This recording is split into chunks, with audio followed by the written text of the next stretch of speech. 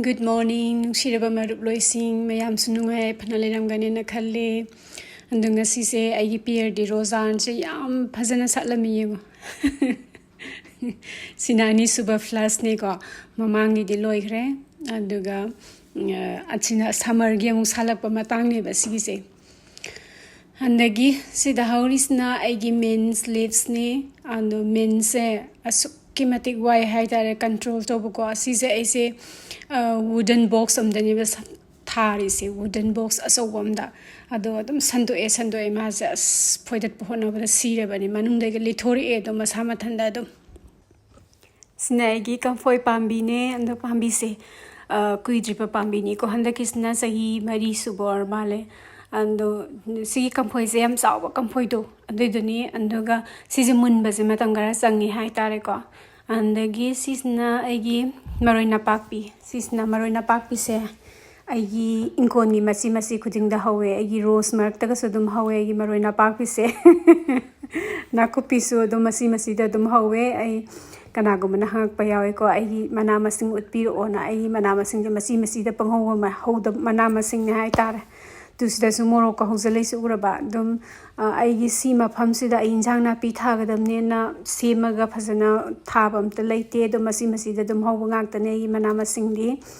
And I said, Sigi Yangang Manasi, Haken Tolopane, a Yangang Manasi, Yanakatanico, Horise, Labor Power the Gingahan, Lane Tab the Go, Canberra, the Lane, Kanadakiba. Other taba numit to the Yataho Drake, the AC Sekara Kantopanga Pumum the Tamo than a yego, and the Manase Karakans and Bayar since a Hectoga, Paknam Nam doing a sea, and the Beson Paknam Nam doing Marina Papiga, and the gay Sigi Okanose, Yangang Lassie. Si say, how we and why can be rather, see how no one of the tongue was an among the whole linear, see a one must know among Sahigine and the gay, a name must na Daksahigine, and Karawai high tare, though Handaki temperature, say, Ganova, Yangang Managa, Harasanava Male, the among Sahiga higher, the Daksahise, Karapaze high tare, the gay, a time of Hum the Suko, Yangang Manama, Samasa, Ainang Hawaii Tagi was sing the Sonkalapu Eva, the Mamang say that the Yangang Manayam Pate, the Handaki Karachawe, Mamang Sahiga Yang Navada. Then Manasing Sikatalaga, Ikankalaga, Tamdoini Konas Nanaba, Sina Yendem Negi, I Yendem se Manasing J, I lane a pudat Padagiango, Siki Kanosing Jeloin Tatling, Manasing Jeloin Tatlabani, and do Atat Passing se, Sisa a Hectoga, Hosi Iromba, Isina, doing it at the Tadico. Canatoni, Valona Demis, Tohodam Nikem, the Patcradabni, this up with this at home, one of Pagana, Gomasam Sassia. And Yendem se Mamang say the yam pay ever go, and the Handaki Kaya Canatog the Haitar, Pat de Haitar. They give the Horisna Umorok Pambini to Moise Haying Autumn Yoram died the Kanapan Kalak to Nezara Zakalaga, others in the Yendemni, others in the Pankok Lani, Pankok Lasu Agin Koni, Machimasi, the Dumhovu Ugani, Marakta, the Degisis you Nakopini, Amanakopini, Amanapak Pini. I must see that in how we have dodum and the gisis na curly lips parsley ne curly lips parsley the irai line how when Maruda gidum and the gisis na mayang ton se mayang ton se kalenda mayang to later by the have a kaleni in chang sabada moromi but the mayang ton yag the how tiba. Ningos they the Massimasi them holy saying, I give kind of sing the Marina coping the Marak the Horibanapi man, but sing the Marina coping Antony, the Gisina, Takele Pambinego. Takele Pambi say, Disaster Sai, Maru say, Iromba the Sinai, Yanaka so sober gamlam, the Sohawedum. And the Gis is na Canone, I know who's Hekena sang I say, to see Kariba. Facement Kanodo, Toning Coke neba, and the Toning Coke say, ain't a loy, pointed lagana, Pagi Hunto Crabane, Domuloin Chonkale, Toning Coke, the Mutpanai, they had them. And the gis is na Pakpai ne, Pakpai say, Singju the Sarshai, and the gi Kano the Sarshai, Moromepa the Sarshai, Iromba the Sarshai, and a trap, Pakpai is in the Sunny Haiba. Pakpai the Massimasi the Skarahowe, a new home toner. And the gis is na Yungi Mamangi Nakandova Youngin Bedraba Casin Namni Haitare Cos, they the Zumoro Krahoe, ꯑꯗꯣ ꯃꯣꯔꯣꯛ ꯈꯔꯅꯦ ꯑꯗꯒꯤ ꯃꯁꯥ ꯃꯊꯟꯇ ꯍꯧꯖꯔꯛꯄ ꯃꯃꯥꯡ ꯆꯍꯤꯗ tomato ꯊꯥꯈꯤꯕꯗꯣ ꯑꯩ ꯍꯟꯗꯛꯇꯤ ꯇꯣꯃꯦꯇꯣꯁ ꯑꯝꯇ ꯊꯥꯗꯦ ꯃꯃꯥꯡꯒꯤ ꯍꯧꯔꯝꯕꯗꯒꯤ ꯃꯔꯨ ꯇꯥꯔꯒ ꯍꯧꯖꯔꯛꯄꯅ ꯉꯥꯛꯇꯅꯤ ꯀꯩꯅꯣꯗ ꯍꯟꯗꯛꯁꯦ ꯑꯩꯁꯦ ꯏꯟꯁꯥꯡꯁꯦ ꯀꯌꯥ ꯊꯥꯗ꯭ꯔꯦ ꯃꯃꯥꯡ ꯆꯍꯤꯒꯤ ꯇꯣꯃꯦꯇꯣꯁ ꯑꯩꯒꯤ ꯐ꯭ꯔꯤꯖꯔꯗ ꯂꯩꯕꯗꯣ ꯍꯧꯖꯤꯛꯁꯨ ꯂꯩꯔꯤꯑꯕꯀꯣ ꯑꯗꯒꯤ ꯃꯣꯔꯣꯛꯁꯨ ꯃꯃꯥꯡ ꯆꯍꯤꯗ ꯂꯣꯛꯄ ꯎ ꯃꯣꯔꯣꯛ ꯀꯩꯀꯩꯗꯣ ꯎ ꯃꯣꯔꯣꯛꯇꯣ ꯐ꯭ꯔꯦꯁ ꯑꯣꯏꯅ ꯑꯗꯨꯝ ꯑꯩ ꯐ꯭ꯔꯤꯖꯔꯗ ꯂꯩꯔꯤꯕ ꯑꯗꯨ ꯆꯥꯕ ꯉꯝꯗꯦꯕꯀꯣ ꯑꯗꯨꯗꯨꯅ ꯑꯩ ꯌꯥꯝ ꯊꯥꯗ꯭ꯔꯕꯅꯤ ꯍꯟꯗꯛꯁꯦ ꯑꯃꯨꯛ ꯃꯊꯪ ꯆꯍꯤꯗ ꯑꯃꯨꯛ ꯐꯖꯅ ꯊꯥꯅꯤ ꯀꯩꯅꯣꯗ ꯆꯍꯤ ꯑꯃꯃꯨꯛ ꯀꯥꯟꯅꯔꯒ ꯑꯩ ꯐꯖꯅ ꯑꯃꯨꯛ ꯊꯥꯏꯑꯕ ꯀꯩꯅꯣꯗ ꯑꯩ ꯆꯥꯕ ꯈꯣꯠꯅꯅꯕ ꯑꯩꯅ ꯃꯁꯥ ꯌꯨꯡꯁꯤꯟꯕꯗꯒꯤ ꯍꯧꯔꯛꯄ ꯔꯣꯁ ꯑꯃꯁꯨ ꯂꯩꯔꯦ ꯁꯤꯗꯩꯗ ꯑꯗꯒꯤ ꯁꯤꯒꯤ ꯃꯣꯔꯣꯛꯁꯦ ꯑꯩꯅ ꯍꯟꯗꯛ ꯊꯥꯕꯅꯤ ꯑꯗꯒꯤ ꯇꯤꯜꯍꯧꯁꯦ ꯌꯥꯝ ꯆꯥꯕꯗꯤ ꯅꯠꯇꯦꯀꯣ ꯁ꯭ꯄ꯭ꯔꯤꯡ ꯑꯣꯅꯤꯌꯟꯁꯦ ꯑꯗꯨ ꯑꯣꯏꯇꯥꯔꯁꯨ ꯏꯃꯔꯖꯦꯟꯁꯤꯗ ꯑꯩꯈꯣꯏ ꯀꯩꯀꯩ ꯅꯨꯗꯜꯒꯨꯝꯕ ꯍꯣꯠ ꯄꯣꯠꯀꯨꯝꯕ ꯀꯩꯀꯩ ꯇꯧꯕꯗ ꯆꯥꯅꯕꯅ ꯑꯩ ꯁꯨꯝ ꯊꯥꯕꯩ ꯋꯥꯗꯅꯤ ꯑꯗꯣ ꯐ꯭ꯔꯥꯏꯗ ꯔꯥꯏꯁꯀꯨꯝꯕꯗ ꯁꯤꯖꯤꯟꯅꯅꯕ ꯑꯗꯩ ꯁꯤꯗꯩ ꯃꯔꯣꯏ ꯅꯥꯀꯨꯞꯄꯤꯁꯤꯡꯁꯦ ꯂꯣꯏꯅ ꯍꯧꯖꯔꯛꯄ ꯉꯥꯛꯇꯅꯤ ꯃꯤꯟꯁꯁꯤ ꯃꯁꯥ ꯃꯊꯟꯇ ꯍꯧꯖꯔꯛꯄꯅꯤ ꯑꯗꯒꯤ ꯀꯩꯅꯣꯁꯦ ꯇꯣꯃꯦꯇꯣꯁꯦ ꯁꯤ ꯀꯤꯔꯤꯛ ꯀꯤꯔꯤꯛ ꯏꯅꯒꯩꯁꯤꯗ ꯍꯧꯔꯛꯏꯁꯦ ꯃꯁꯤꯁꯨ ꯃꯃꯥꯡ ꯆꯍꯤꯒꯤ ꯇꯣꯃꯦꯇꯣꯁ ꯊꯥꯔꯝꯃꯦꯕꯀꯣ ꯁꯤ ꯃꯐꯝꯁꯤꯗ ꯑꯗꯒꯤ ꯃꯔꯨ ꯇꯥꯔꯒ ꯃꯔꯨꯗꯨꯅ ꯍꯧꯒꯠꯂꯛꯄꯅꯦꯕ ꯑꯗꯣ ꯐꯅꯌꯥꯝ ꯐꯣꯏꯗꯠꯈ꯭ꯔꯕꯅꯦ ꯑꯩꯅ ꯍꯟꯗꯛ ꯆꯍꯤꯁꯦ ꯑꯩ ꯁꯤꯒꯨꯝꯕ ꯃꯅꯥ ꯃꯁꯤꯡ ꯌꯦꯡꯁꯤꯟꯅꯕ ꯃꯇꯝ ꯀꯌꯥ ꯂꯩꯇ꯭ꯔꯦ ꯍꯥꯏꯗꯅ ꯑꯗꯒꯤ ꯐ꯭ꯔꯤꯖꯔꯗꯁꯨ ꯃꯌꯥꯝ ꯂꯩꯔꯤꯕ ꯇꯣꯃꯦꯇꯣ ꯁꯨꯝꯕ ꯃꯆꯥꯁꯦ ꯃꯃꯥꯡ ꯆꯍꯤꯒꯤ ꯑꯗꯨ ꯀꯥꯡꯁꯣꯏ ꯆꯥꯕꯗꯤ ꯌꯥꯝ ꯍꯥꯎꯋꯦꯕ ꯀꯥꯡꯁꯣꯏ ꯆꯥꯕꯗꯤ ꯑꯆꯧꯕꯗꯨꯗꯒꯤ ꯁꯤ ꯃꯆꯥꯁꯤꯅ ꯍꯦꯟꯅ ꯍꯥꯎꯋꯦ ꯑꯩꯗꯤ ꯃꯌꯥꯝꯗꯤ ꯈꯪꯗꯦꯀꯣ ꯀꯅꯥ ꯀꯅꯥ ꯇꯣꯃꯦꯇꯣ ꯃꯆꯥ ꯀꯥꯡꯁꯣꯏ ꯆꯥꯕꯗ ꯍꯥꯞꯄ ꯄꯥꯝꯃꯤ ꯍꯥꯏꯕꯅꯤ ꯑꯗꯣ ꯃꯔꯣꯏ ꯅꯄꯥꯛꯄꯤꯁꯦ ꯑꯩꯅꯁꯨ ꯍꯥꯏꯕꯗꯣ ꯃꯔꯣꯏ ꯅꯄꯥꯛꯄꯤꯁꯦ ꯌꯥꯝ ꯋꯥꯅ ꯐꯪꯕꯅꯦꯕ ꯑꯩꯁꯦ ꯑꯗꯣ ꯌꯥꯝ ꯊꯨꯅ ꯁꯟꯗꯣꯛꯑꯦ ꯁꯟꯗꯣꯛꯑꯅꯤ ꯆꯍꯤ 4ꯁꯤꯗꯀꯣ माना संदोइसे लोइरे आइगी कइनोसिदा गार्डन दगी माना संदोक्तबा मफम लैते अनु पामसु याम पामुइबा यामना होरसु आइदी यामना फजना सेनै हाइ तारे कइनोदा अइना याम पामजना साबा मरोइनेबा सिसे मरोइ नाकुपीगा नापाकपीगसे अनुगी हंदक्ति मरोइ नाकुपी याम कन्ना फाबो ओइदे दुबु नापाकपीदि एकदम फै अइसिदा मरोइ नापाकपी हिसे ngasi पाकनम तौबदा हाबनबनेको बेसन पाकनम तौदोइनेबा अंदो बेसन आइना लोइ सिदा हि इसिंजे लोइ सिन्ना दोइनते तंखाय अमा तंगनेने सिन्ना दोइसे अंदुगा तंखाय अमना हयें कांगसोइ थोंबदा हाबनबा तु सिलै तु अइ हुजि मना अतत्पा येंदेम सिंगदो अंदो मसादी लोइन फैको अंदो तासु मनादी लोइन तत्ले लेना मरम मोइदना दगी येंगला सिसु खरा खरा कंगबा मसिदा यावे दु पाकनम नंबदा सिन्नाबा काइम काइदे कइनोदा तिन कांग ताबा नतिबा अंदगी कइनोसु मरोइ मपांग इरोमबदा हाबनबसु हेलए अंदगी सिगी चेरी टोमेटो सिंगसिना होरिन मपा मसाना दम लोइसनग्रदबनी दम हिंगना दम सारगा अंदगी आई हुजिक मना सिंगसे जिगतु सि मना डैमेज तौबा सिंगे कक्थलनी दुगा फजना जामथोनी तु सिदा कनानुम लैरे तु सिनी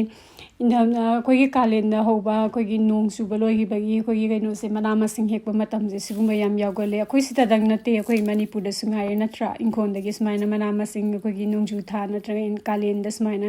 हेकबा मना मसिंग जे सिगुंबा कइनोसिंगे स्लक कुंबा दगी कइनोगुंबा से करी हाइबनो सिजे आई कावरेने सिगुंबा से याम यावगनबनेबा अदुना फजना मनथोगा येंगबा दरकार ताइ हाइ तारेको दो कनागुमना सुमाइना हाइ नंगदि कयाम हैदना अखोइसु लोइना खंगे नंगना थोंग थाइदो हाइना दुबु अइना थोंग थाइसे मयामदा अइना का हेना खंगना कया का हेना हाइजदना नंदगी का हेना सिगी मरमदा मिना सिंबा ओइदना नमजबा वीडियो नते सिगी वीडियो से अइना अइगी सम समना हारबदा अइगी इसानुपा हाइरनको अइ मासे मैतैगी इनी अदुबु अखोइना कमाइना सारई कमाइना हौरई करम्बा इंग्रेडिएंट्स अखोइ सिन्नै सिगी इंजांग सि थोंबदा करी करी मरु ओइ सिना सिंगबसे हयेंग माना चावरगा मथंदा अइगी वीडियो येंगगा येंजहौनबा मथंदा तो same ngamjanaba sigumba mayam se khalaga ai sembani adugi mathakta aigi sanupada nate mapanda sigumba mayam maitei masa mayam leine bako country khudingi da adu sidai da manipur da polak pa sawrak padina taba dubu manipur gi ima mama mapa na sumaina मोगी mama बाबाना साब इंजांग दो को अदुदो थोंबदा करी करी ingredients नैना जिंग खंगनबा सिगुंबा सिगिसे खल्लगा आई सेमजबा video नि high तारे आइना यामना खंगदना हाइदना सिगी मरमदा हेंदोकना knowledge लैदना तौबु नते अदुबु basic अखोई इमुंग मनुंगदा तौबा इमुंग मनुंगदा साबा अंदगी कमाइना अखोई सिगुंबा चिंजाक से सारगा हौरई सिगी मफमसिदा अखोई कमाइना साउरई हाइबदो मोइना खंगजा हौनबना आइना सुम सेमजबा वीडियो ने यामबदी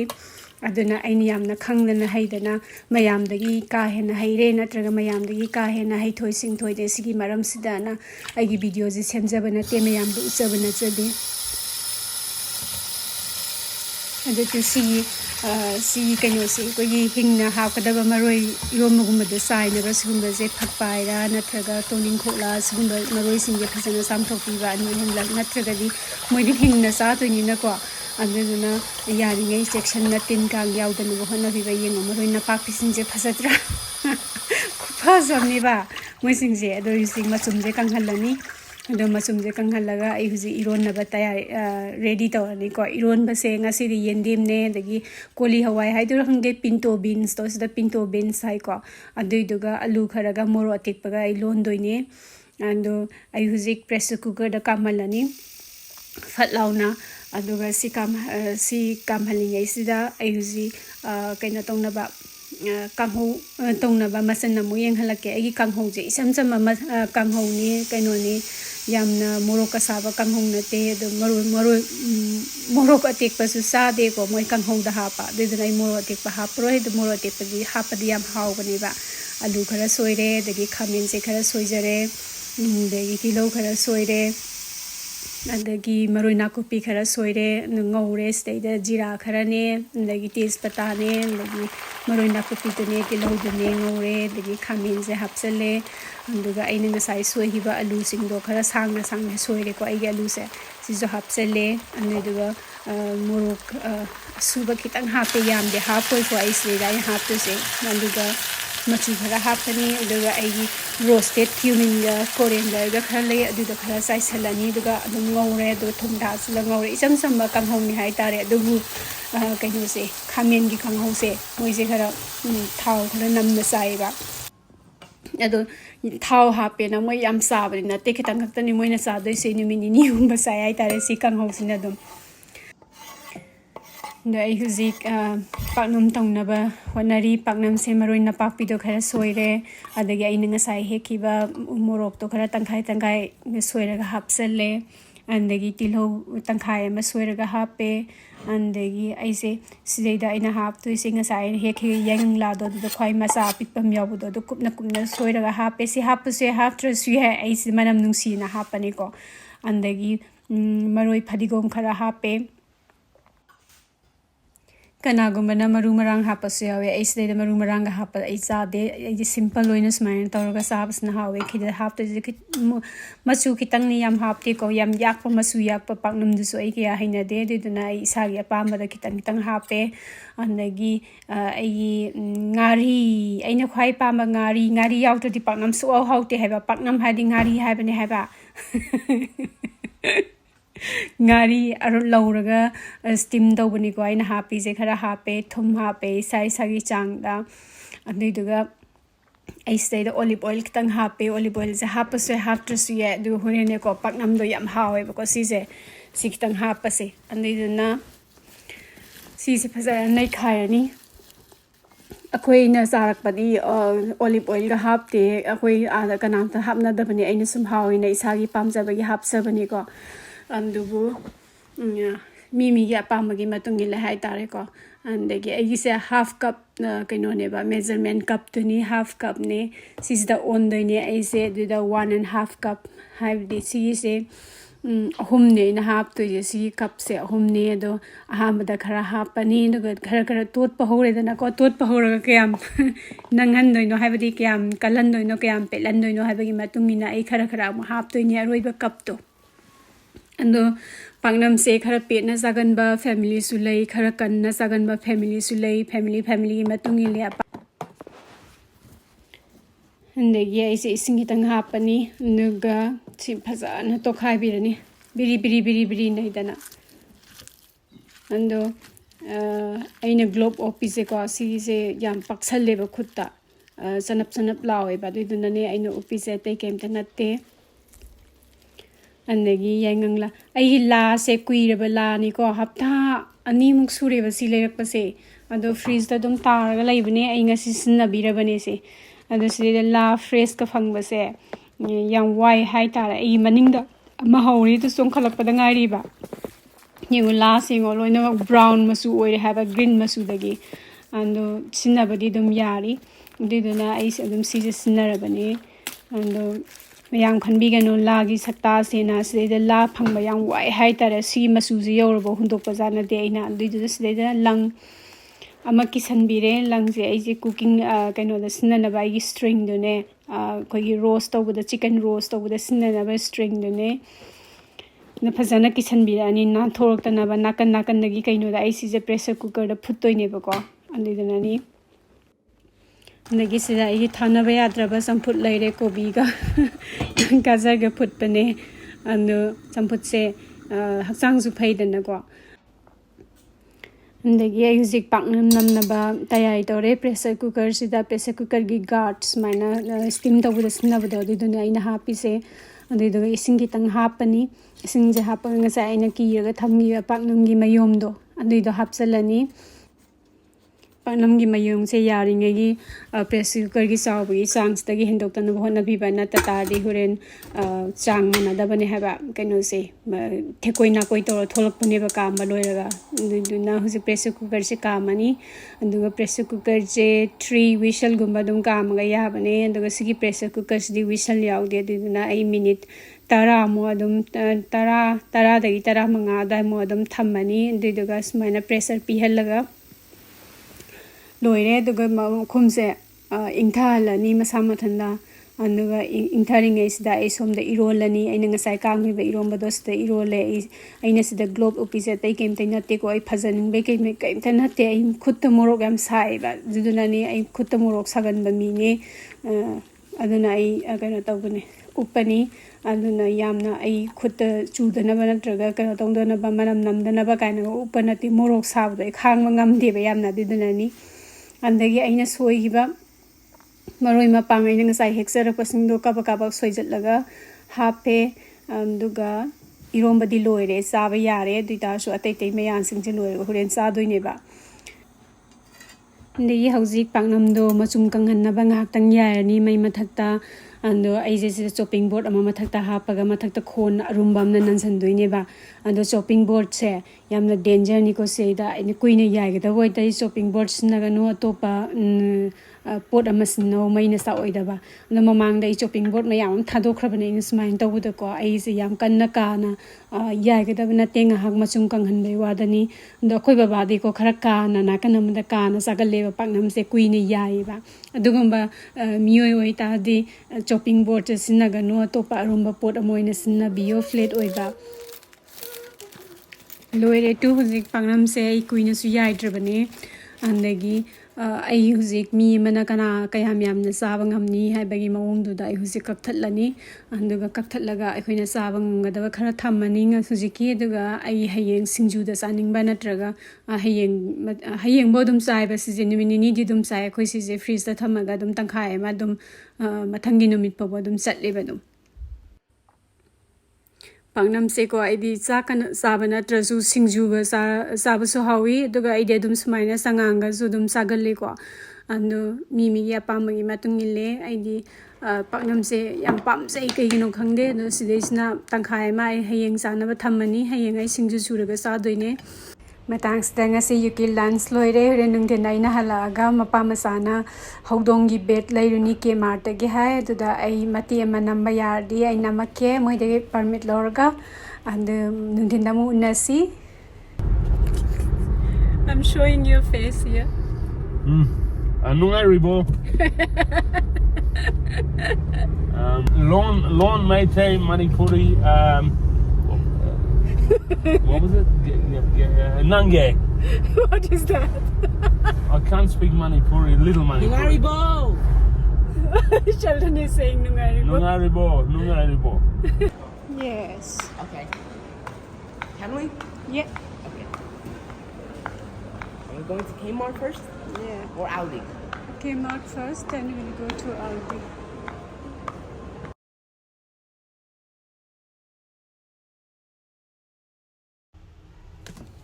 ꯑꯩꯁꯤ ꯋꯥꯁꯨ ꯋꯥꯔꯦ ꯑꯗꯨ ꯑꯣꯏꯇꯥꯔꯁꯨ ꯉꯥꯏꯍꯥꯛ ꯅꯨꯡꯉꯥꯏꯅꯕꯅ ꯁꯨꯝ ꯂꯥꯛꯑꯕꯅꯤ ꯑꯗꯣ ꯀꯩꯅꯣ ꯇꯧꯋꯦ ꯃꯅꯨꯡꯁꯦ ꯁꯤꯁꯦ ꯏꯁꯩ ꯃꯌꯥꯝ ꯈꯣꯡꯉꯝꯃꯦ ꯑꯗꯨꯅꯅꯦ ꯑꯩꯅ ꯁꯤꯗꯩꯗ ꯇꯨꯃꯤꯟꯅ ꯂꯩꯍꯜꯂꯤꯁꯦ ꯑꯗꯨ ꯅꯠꯇꯗꯤ ꯃꯌꯥꯝꯁꯦ ꯀꯩꯀꯩ ꯉꯥꯡꯅꯔꯤ ꯀꯩꯀꯩ ꯇꯧꯅꯔꯤ ꯍꯥꯏꯕꯗꯣ ꯇꯥꯍꯜꯂꯛꯄ ꯌꯥꯕꯅꯦ ꯑꯗꯣ ꯎꯄꯥꯏ ꯂꯩꯇꯦ ꯃꯣꯏ ꯏꯁꯩꯁꯦ ꯀꯟꯅ ꯀꯟꯅ ꯈꯣꯡꯉ ꯂꯩꯔꯝꯃꯦ ꯑꯗꯨꯗꯨꯅ ꯑꯩ ꯇꯨꯃꯤꯟꯅ ꯑꯗꯨꯝ ꯆꯠꯄꯒ ꯑꯗꯨꯝ ꯃꯥꯟꯅꯅ ꯑꯗꯨꯝ ꯆꯠꯂꯕꯅꯦ ꯑꯗꯨꯝ ꯑꯗꯣ ꯑꯩꯈꯣꯏꯅ ꯍꯧꯖꯤꯛ ꯂꯩꯗꯣꯏꯁꯦ ꯔꯦꯂꯤꯒꯤ ꯕꯦꯠꯅꯦꯕꯀꯣ ꯑꯩꯒꯤ ꯍꯧꯗꯣꯡ ꯀꯔꯤ ꯃꯃꯤꯡ ꯀꯧꯒꯦ ꯍꯥꯏꯕꯗꯣ ꯔꯦꯂꯤ ꯀꯧꯋꯦ ꯑꯗꯣ ꯔꯦꯂꯤꯒꯤ ꯍꯥꯟꯅꯁꯨ ꯕꯦꯠ 3-4 ꯂꯩꯅꯦ ꯑꯗꯣ ꯀꯩꯒꯤꯅꯣ ꯈꯪꯗꯦ ꯃꯣꯏꯅ ꯑꯃꯨꯛ ꯑꯅꯧꯕ ꯑꯃꯨꯛ ꯂꯩꯅꯤꯡꯉꯦ ꯃꯕꯥꯅꯤꯅ ꯂꯩꯅꯤꯡꯕ ꯀꯩꯅꯣꯒꯤ ꯔꯦꯂꯤꯒꯤ ꯖꯁꯨꯋꯥꯒꯤ ꯄꯣꯠ ꯆꯩꯁꯤꯗꯤ ꯑꯉꯛꯄꯅꯦ ꯍꯥꯏꯁꯤꯅꯤ ꯁꯥꯟꯅꯅꯕ ꯄꯣꯠ ꯑꯗꯒꯤ ꯍꯤꯞꯅꯕ ꯐꯃꯨꯡ ꯃꯕꯥꯅꯤ ꯁꯤꯗ ꯁꯦꯟꯅ ꯂꯩꯔꯕꯅꯦ ꯑꯗꯨꯝ ꯑꯗꯣ ꯑꯩꯁꯦ ꯀꯦꯟꯗꯜ ꯌꯦꯡꯒꯦꯅ ꯆꯪꯉꯛꯄꯅꯦ ꯑꯗꯣ ꯁꯦꯜꯗꯟꯅ ꯍꯥꯏꯔꯦ ꯃꯝ ꯅꯪꯒꯤ ꯀꯦꯟꯗꯜ ꯃꯌꯥꯝꯁꯦ ꯌꯥꯝ ꯌꯥꯝꯃꯜꯂꯦꯅ ꯑꯩ ꯀꯦꯟꯗꯜꯁꯦ ꯈꯔ ꯂꯩꯒꯜꯂꯦꯕꯀꯣ ꯑꯌꯨꯛꯀꯨꯝꯕ ꯑꯗꯒꯤ ꯁꯟꯙꯥꯒꯨꯝꯕ ꯁꯤꯗ ꯊꯥꯕꯁꯤ ꯌꯥꯝ ꯅꯨꯡꯉꯥꯏꯌꯦꯕ ꯑꯗꯨꯗꯨꯅ ꯑꯩꯁꯦ ꯂꯩꯁꯤꯔꯥꯅ ꯈꯟꯕꯅꯦ ꯑꯗꯨꯕꯨ ꯁꯦꯜꯗꯟꯅ ꯑꯩꯁꯦ ꯌꯥꯝ ꯅꯪꯒꯤ ꯀꯦꯟꯗꯜ ꯃꯌꯥꯝꯁꯦ ꯑꯗꯨꯗ ꯑꯩꯁꯦ ꯑꯃꯨꯛ ꯇꯟꯗꯅ ꯑꯃꯨꯛ ꯊꯅꯝꯃꯦ ꯑꯗꯨꯒ ꯃꯇꯥꯡꯁꯤꯗ ꯉꯁꯤꯒꯤꯗꯤ ꯃꯌꯥꯝꯗꯒꯤ ꯀꯥꯏꯅꯅꯕ ꯌꯥꯊꯪ ꯅꯤꯖꯔꯤ ꯃꯌꯥꯝꯁꯨ ꯇꯦꯛꯇ ꯀꯥꯏꯗꯅ ꯅꯨꯡꯉꯥꯏ ꯌꯥꯏꯐꯅ ꯂꯩꯕ ꯅꯨꯃꯤꯠ ꯑꯣꯏꯕꯤꯌꯨ ꯍꯥꯏꯅ ꯍꯥꯏꯖꯔꯤ